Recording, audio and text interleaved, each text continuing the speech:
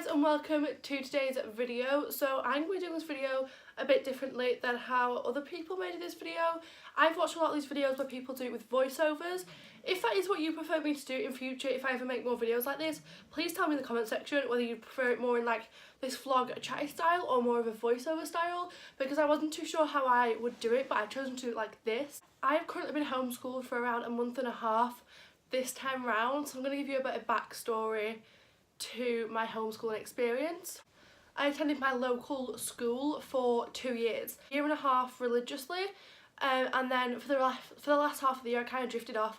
My attendance went really bad due to things in school, and then for year 9 I ended up just getting homeschooled because it was easier. My mum and dad both work, but they had easier hours then, so they did homeschool me. I'm currently homeschooling myself most of the time, which is quite different to how I used to do it.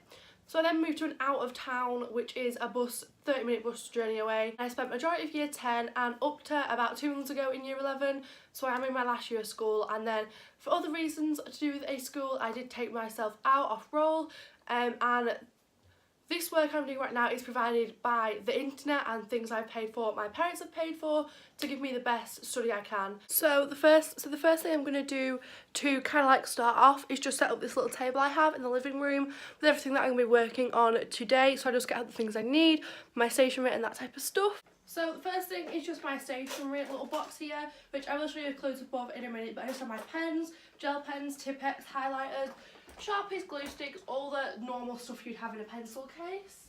I'm then going to be working out of, for the maths portion, the GCSE, EdXL, CGP, mathematics revision guide, not the actual workbook today. And I have my York Notes, A Christmas Carol study guide and workbook, which I'll be working out of both of those today.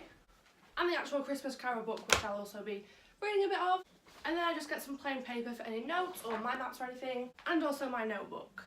So this is how my setup looks. I just have my little thing from Morrison's. I love this design. It's just got everything I could possibly need in it. I have my workbook and my study guide. They've been in my bag, which is why the corners are like this.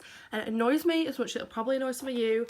And then I just have my Christmas Carol book. And down here I have what I may or may not need. And this I'm not working on right yet, so it doesn't matter. But I will put that up here when I'm working on it. So the first thing I usually do is we'll look in my workbook to kind of see where I'm up to in, like, I don't know how to explain it, in the book. So I'm currently on stave 1 on Marley's Ghost where I'm working. So that means I'm actually going to read up to that part if I haven't already read that part. So I'm just going to do a bit of reading of A Christmas Carol first of all, just so I kind of know what the story is about again and like refreshing my mind.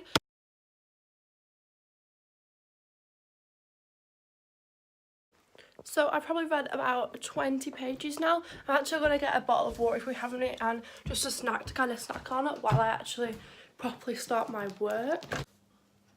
I don't think we really have anything healthy to snack on, so it looks like I'm going to be snacking on like crisps. I'm not too sure. Or maybe I just won't get a snack because I don't really want to be snacking on crisps because I don't want to eat more than 1 packet of crisps if I have to, unless we have, it's just me and my bottle of water. I couldn't find a snack that I wanted. So now this is the point where I've read about 20 pages of this book. I'm kind of done with reading for today, unless I need to for the workbook. But now I can choose whether I want to take the route of working out the workbook or working my own way out the study guide.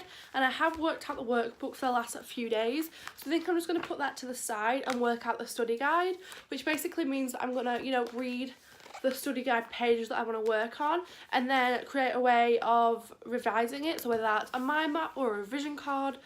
Today it's going to be a mind map I think. So I think I'm just going to write up about the preface and kind of what it means and shows in a mind map format. So I'm going to read this page and then get to doing that. So we're now at the point where I'm ready to create a mind map about this, so I'm just going to move the things around so it's easier.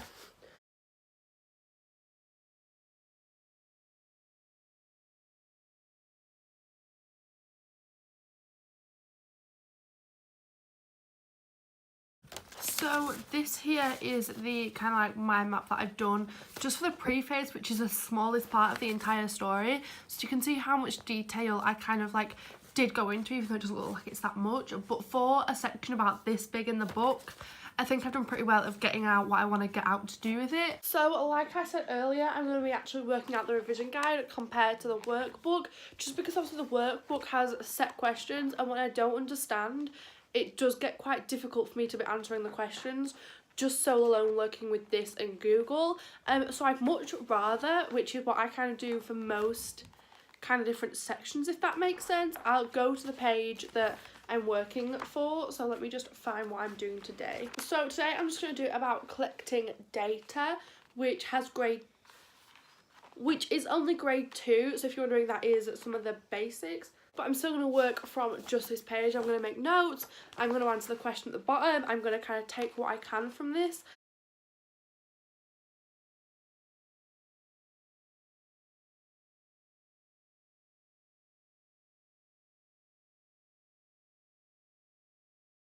So it's about 45 minutes later with me reading the page in the revision book, so the fact that I could understand that I could make a revision poster about it. So this one is all about collecting data, so I talk about quantitative data, qualitative data, primary data, secondary data, group data, and a questionnaire in terms of data, and I give what they are, examples of them, and what they're useful for, which does cover a wide range of things in terms of that section of collecting data. So I've officially done my work for today. I'm quite happy with how much I got done, but in case you're wondering, I don't just do maths and English. When you got taken off roll, you get to kind of almost choose if you carry on your options. So obviously you have to do maths and English and science. I do science. I take all 3 sciences. Obviously, well, I don't take them, but I learn about all 3 sciences. They are my weak point. I'm really bad at them, but I do take them. I do have workbooks for them, and then I chose to keep my options. So I do business coursework, and I go into my old school to do business practical alone. So I do it in consolatory work, which means it's just me and the teacher. But the coursework gets sent to me with a waggle of what a good one looks like, and I work off that and do my own coursework. For health and social, it's the exact same. She sends me a waggle, she sends me the blank template, I work it out myself, do it myself. If I have any problems, I email her. So sometimes I do my work on the computer.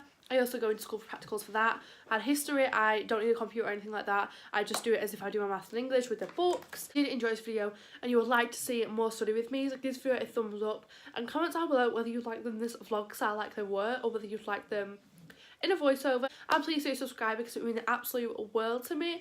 And I'll see you guys in my next video.